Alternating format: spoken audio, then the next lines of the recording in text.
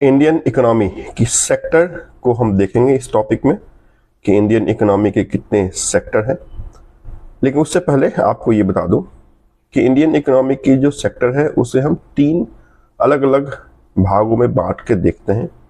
एक एक्टिविटी के आधार पर सेक्टर हम डिसाइड करते हैं, दूसरा ओनरशिप के आधार पे हम उसकी सेक्टर को डिवाइड करते हैं, और तीसरा वर्किंग जो आपकी कल्चर है उसके आधार पे हम सेक्टर डिवाइड करते हैं। क्लियर? तो एक जो इकोनॉमी के आधार पे हम उसकी सेक्टर डिवाइड करते हैं उसमें 3 सेक्टर आते हैं। One is called primary sector, second is called secondary sector and third is called tertiary sector. जो ओनरशिप के आधार पे हम सेक्टर डिवाइड करते हैं उसमें हम देखते हैं public sector and private sector, और जहाँ पे वर्किंग एक्टिविटी की बात है उसके आधार पे अगर सेक्टर देखते हैं तो हम बोलते हैं organise sector and unorganise sector. तो आज की जो हमारी टॉपिक है वो हम वर्किंग के सेक्टर पे बात नहीं करेंगे, वो हम आपके ओनरशिप पे बात नहीं करेंगे, हम बात करेंगे इंडियन इकोनॉमी के आधार पे जो उसकी सेक्टर है, that is primary, secondary and tertiary.